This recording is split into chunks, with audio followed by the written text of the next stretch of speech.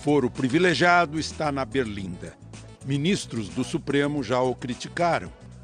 Antes de 1988, as constituições eram expressas: não haverá foro privilegiado. Antes de a Lava Jato investigar ministros e congressistas, não havia muita preocupação. Mas agora a discussão é grande, no Supremo, no Congresso e nas redes sociais. Para discutir o assunto do momento, dois jovens professores aqui no estúdio, o Jorge Otávio Lavocá Galvão, que é procurador do Distrito Federal, doutor em Direito Constitucional pela USP e professor da UNB, e o João Trindade, que é consultor legislativo do Senado e professor de Direito Constitucional do Instituto Brasileiro de Direito Público, também mestre em Direito Constitucional. Eu gostaria que a gente começasse a discutir o assunto depois de ouvir o povo, né, que é a origem do poder. Vamos ouvir, a gente saiu para a rua e aleatoriamente entrevistamos algumas pessoas. Vamos ouvir a opinião delas. As pessoas têm que ser julgadas como cidadãos, né, e não por um status que elas têm naquele momento. E isso acaba que... Com isso prevalecendo, a gente acaba perdendo muito, né? Então, assim, não acho justo, nunca entendi o porquê do foro privilegiado. Sou contra. Os direitos têm que ser iguais, a lei tem que ser igual para todo mundo. Se eu roubar, vou preso, eles também têm que ir presos. Eles roubam e não vão, né? Não acontece nada com eles, comigo acontece, com eles não. Eu sou totalmente contra. Porque eu acho que se a gente elege os políticos para estar representando a gente, então eles teriam que ter os mesmos direitos que a gente tem. Porque não é o fato deles estar lá representando a população que eles podem roubar tudo e ainda ter foro privilegiado, não precisar ir para o tribunal normal como qualquer outro cidadão teria. Eu sou contrária ao foro privilegiado, exceto naqueles casos em que são julgados crimes relacionados à função, ao cargo, né, ocupado. Fora disso, eu acho que não, é justiça como todo mundo. Está aí a voz do povo, professor Jorge. O que o senhor diz a respeito? Hoje em dia há uma crítica muito forte ao foro privilegiado de cunho pragmático. Como o Supremo Tribunal Federal tem dificuldades operacionais de processar essas ações penais, acaba que há um sentimento de impunidade relacionado ao foro privilegiado, ou foro de prerrogativa de função. Mas, do ponto de vista normativo, do ponto de vista da essência do Instituto, o foro de prerrogativa de função tem uma razão de ser.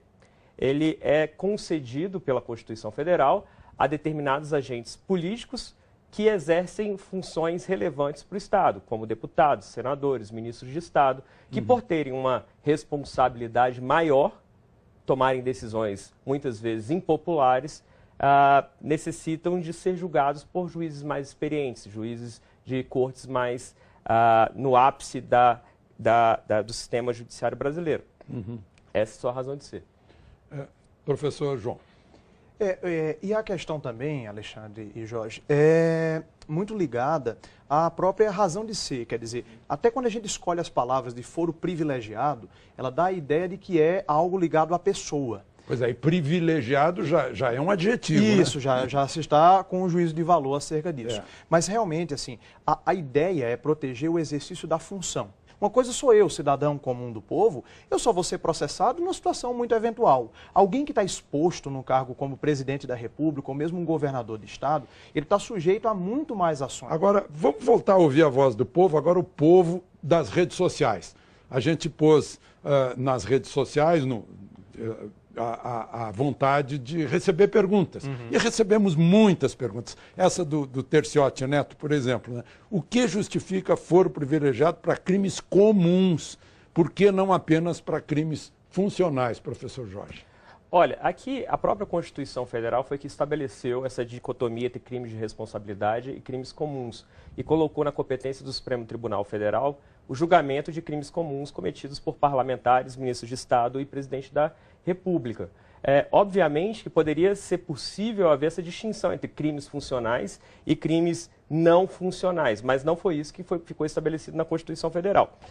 Nós teríamos um problema se adotássemos essa teoria que só crimes relacionados ao cargo seriam julgados pelo Supremo, que é definir quais seriam os crimes relacionados ao cargo. Por exemplo, nós temos lavagem de dinheiro, que é o crime da moda no Petrolão. Lavagem de dinheiro é crime relacionado... mais ainda na moda, né? Tem um que está com 330 e tantas Eu lembrei desse ações caso de lavagem. E aí a pergunta que surge é, esse crime é relacionado ao exercício do mandato parlamentar? Não, digamos que um ministro agrida a mulher dele. Nesse caso, seria um crime comum, não tem dúvida. Mas esse caso é mais claro. Mas, por exemplo, no caso da Lava Jato, haveria uma discussão tremenda ainda no momento de fixar a competência, se da primeira instância ou do STF, se o crime foi cometido no exercício da função. Mais uma pergunta das muitas que vieram pelo Twitter. A pergunta é de quem? Do Giovanni. Como foi criado o foro privilegiado? O que foi que houve em 88 que os constituintes resolveram instituir isso, já que em constituições anteriores chegava até expresso, né? Foi omisso em 37, mas em 46, 67 estava expresso. Não haverá foro privilegiado. A ideia do foro privilegiado vem lá do parlamento inglês, quando o parlamento cresceu suas funções em face do rei, e aí criaram algumas prerrogativas dos parlamentares. A imunidade material, de poder expressar suas visões de mundo sem ser incomodado por isso, e também não ser processado por qualquer tipo de crime. Essa ideia foi transplantada ao Brasil ainda na Constituição de 1824, que há o foro privilegiado para deputados e senadores e o imperador não respondia de qualquer crime. Depois ele vem, de certa medida, diminuindo ou aumentando as constituições, até que chega a Constituição de 1988 e, por ser muito analítica, cria uma série de regras referentes a foros concernentes à prerrogativa de função. Porque não está num lugar só isso. E isso está espalhado em toda a Constituição. E outra coisa também... E depois tem as constituições estaduais. Estaduais, que criaram vários casos de foro, alguns até declarados inconstitucionais pelo Supremo. Queriam dar foro privilegiado para delegado. E isso, caso de constituições estaduais, que todo delegado de polícia teria foro. Quer dizer, qual é o sentido de um delegado de polícia não poder ser julgado na primeira instância? Vamos ver quanta gente que é passível desse foro, segundo o levantamento da Associação de Juízes Federais, né, a quantidade de pessoas que está nesse foro privilegiado. Vejam só, nos tribunais de justiça, os estaduais e os regionais federais, 41.800 pessoas, isso é uma multidão. Né? No STJ, Superior Tribunal de Justiça, 2.700. E no Supremo, 863 pessoas devido a seus cargos. Nem é mais privilégio, né? De tanta gente que é. Democratizou o foro privilegiado. Mas veja, Alexandre, percebe-se até pelo número de pessoas que estão submetidas ao foro nos tribunais de justiça e TRFs, que a grande maioria das pessoas que têm essa prerrogativa são membros do Judiciário e do Ministério Público. Então, isso a gente não pode esquecer, que foi mais ou menos a discussão que o senador Romero Jucá tentou trazer essa semana. Ou é para alguns, ou é para todos. Né? Exatamente. Se tirar de alguns, tem que tirar de todos e vice-versa. Né? Eu nem acho que tenha que ser... Foi aquele exemplo que ele deu da música dos Mamonas Assassinos. Eu não vou repetir aqui a palavra. Mas, de qualquer forma, eu nem concordo tanto com essa regra de que ou é para todo mundo ou não é para ninguém. Mas realmente tem que se questionar a razão de ser do foro. Existe uma outra razão de ser do foro privilegiado. Não sei se você se recorda, Alexandre, mas no início da década passada, o advogado-geral da União, na época o ministro Gilmar Mendes, ele começou a receber várias ações por todo o Brasil. E por isso o presidente Fernando Henrique Cardoso, por meio de medida provisória, deu status de ministério à Advocacia-Geral da União. Por quê? Para unificar o foro. Não pode um advogado-geral da União ficar respondendo a milhares de ações em todo o Brasil. Ele perderia tempo precioso da sua atividade cotidiana, da sua atividade profissional, para ficar respondendo ações em todo o Brasil. Então, há uma razão de ser nesse foro por prerrogativa de função. O mesmo ocorreu com o presidente do Banco Central logo no início do governo Lula. Isso. Também foi alçado a condição de ministro porque havia muitas ações sendo distribuídas contra o presidente do Banco Central. Eu falei há pouco das perguntas via rede social. A grande pergunta do Twitter, né, das pessoas que estão no Twitter, é: se a Constituição fala em que todos são iguais perante a lei, como é que existe foro privilegiado, professor Jorge? Na verdade, há aqui um equívoco na expressão. Não é foro privilegiado, é foro por prerrogativa de função. É prerrogativa do cargo e não da pessoa. É como delação premiada, que na verdade é colaboração premiada à justiça. Né? Isso. E o que a essência do foro privilegiado é permitir que as pessoas que exercem esses cargos altos da República ajam com imparcialidade, sem medo. Como já vimos aqui. Como já vimos aqui. Porque a questão também é a seguinte. Primeiro, a própria Constituição diz que todos são iguais perante a lei, mas ela mesma vai relativizar. Tem o princípio, né, de tratar os diferentes de forma diferente. Exatamente. Né? Agora, parece que esse clamor das ruas chegou ao Supremo. Tem ministro do Supremo já falando, dando entrevista, criticando o foro privilegiado. Vamos ouvir o que dizem alguns. Eu acho de longa data que o foro privilegiado é ruim para a justiça, é ruim para o Supremo e é ruim para o país. A minha proposta é de que o foro privilegiado só se aplique aos atos praticados pelos beneficiários do foro, geralmente os parlamentares, no exercício da função e em razão da função. Eu não vejo como correta a afirmação de que se deve passar tudo para o primeiro grau. Até porque, ao contrário do que se diz e se alardeia, a primeira instância, no que diz respeito à justiça criminal, é bastante inefetiva. Quem discursa de que a primeira instância é efetiva, imaginando que a primeira instância é o juiz Moro, está cometendo um grande e grotesco equívoco. Eu já de muito tempo tenho subscrito uma visão crítica do chamado foro privilegiado por entendê-lo incompatível com o princípio republicano. A questão, todavia, que se coloca é saber se essa alteração pode ser feita por uma mudança de interpretação constitucional ou se ela demanda, da parte do Poder Legislativo, uma alteração própria do Poder Legislativo. Então, eu vou acrescentar uma pergunta aí, depois de ouvir os ministros. Não seria o foro privilegiado, não poderia ser o Superior Tribunal de Justiça, deixando o Supremo como uma corte constitucional apenas? Alexandre, o ministro Luiz Roberto Barroso, mesmo antes de entrar ao Supremo Tribunal Federal, ele tinha uma proposta de se criar um juiz federal, uma vara federal, para julgar esses casos relacionados a parlamentares e traria o processo ao Supremo, ao STJ, só em grau de recurso. Seria uma espécie de força-tarefa. Exatamente, seria algo do tipo. E essa proposta do ministro Luiz Roberto Barroso, agora, de reduzir o foro privilegiado por meio de uma construção constitucional, ela encontra algumas dificuldades no próprio texto constitucional.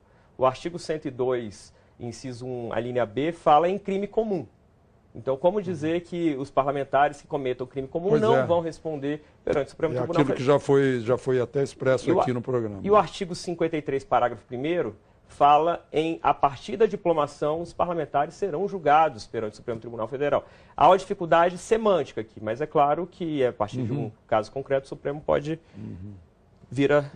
Até o relator da Lava Jato se pronunciou, né? Isso, exatamente. Mas nesse ponto eu concordo com a parte final da manifestação do ministro Fachin, quando ele diz, olha, agora a gente tem que ver a quem cabe tomar essa decisão. Quer dizer, dado que nós decidamos que vão ser reduzidos os casos de foro por prerrogativa de função, eu acho que isso daí não tem como ser feito mediante interpretação. Agora, a gente ouviu aí o ceticismo do ministro Gilmar Mendes, dizendo, olha, vocês estão pensando que primeira instância é só Sérgio Moro? Né? A primeira instância talvez não funcione como o Supremo, e o Supremo, vamos ver como funciona o Supremo, num levantamento feito pela Fundação Getúlio Vargas, recebeu 404 ações agora de 2011 para cá, de 2011 até 2016, e nessas 404 teve 3 condenações, menos de 1%. Agora, o importante é que 276 ações ou prescreveram, o tempo foi passando, ou não eram da última instância, eram de instâncias superiores. Ou acabou o mandato da pessoa, a pessoa não foi julgada e a ação foi para a primeira instância. Eu vi uma perguntinha no Twitter exatamente sobre esse assunto. Vamos ver se a gente consegue ver essa pergunta aí, que mostra que as pessoas estão preocupadas com essa história de primeira instância. Do Luiz Mole. Na primeira instância, seria diferente? Alexandre, aqui tem um problema relacionado à primeira instância que normalmente as pessoas não levam em consideração. A primeira instância pode até ser mais ágil para o julgamento em primeiro grau, mas depois esse processo chega em grau de recurso nos tribunais de justiça e tribunais regionais federais e possivelmente... Quanto tempo depois? Quanto tempo depois? Esse dado ninguém leva em consideração. Mas esses dados levantados pela Fundação Getúlio Vargas, eles nos mostram que é preciso haver um gerenciamento melhor desses processos pelo Supremo Tribunal Federal. Algumas medidas foram tomadas nos últimos anos. Por exemplo, a Lei 8078 permite agora que o Supremo tenha juízes instrutores, os ministros tenham juízes instrutores para produzir as provas desses autos, dessas ações penais. Em 2014, o Supremo alterou a competência do plenário para a turma, o que acelerou bastante o julgamento dessas ações penais. E, por fim, as pessoas não se lembram, mas até 2001 era necessária a autorização da Câmara e do Senado para processar parlamentares. E essa medida foi derrubada por meio da emenda constitucional 35 de 2001. Então, algumas importante. Mas você vê, por exemplo, esse levantamento da FGV já é de 2011 para cá. Quer dizer, depois da Lei 8.078, então, e depois da emenda 35. Então, quer dizer, ainda há, como o Jorge falou, ainda há um problema de gerenciamento. E se, né? Porque o que a gente quer é que não fique pairando essa sensação de impunidade sobre o país. Infelizmente, senhores professores, o nosso tempo se esgotou. Muito obrigado pela presença de vocês.